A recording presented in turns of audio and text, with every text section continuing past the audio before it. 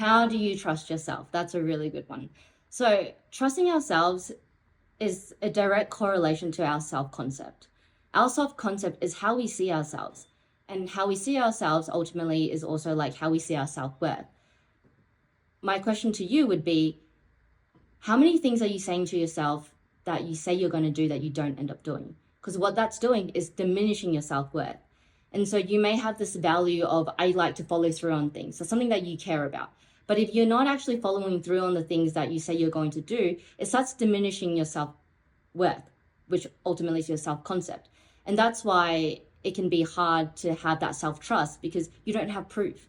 You don't have proof that you're going to follow through. You don't have proof that you're going to be kind to yourself when you need to be kind to yourself. So what I would do is look at things that you're doing now. How honest are you with yourself? Are you living in alignment with the person that you want to be, or the person that you sort of project onto others that you are?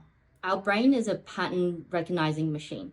So when we doubt whether or not we trust ourselves, what our brain is doing is finding reinforcements of that. So the brain is essentially just inputting in what your body is telling it.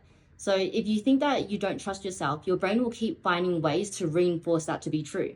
So if you really refocus your attention on how can I trust myself more, then that will really shift what your brain's looking for. Your brain will start looking for ways that in which you do trust yourself, and then it will reinforce that, creating a better self-concept.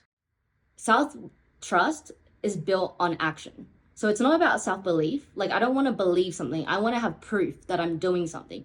So it could be as simple as, this week, I am going to make my bed every single day.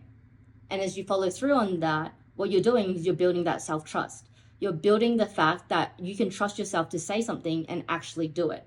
And you start with the small things. It's really hard to do things in the grand scheme of things. Say you're like trying to quit drinking.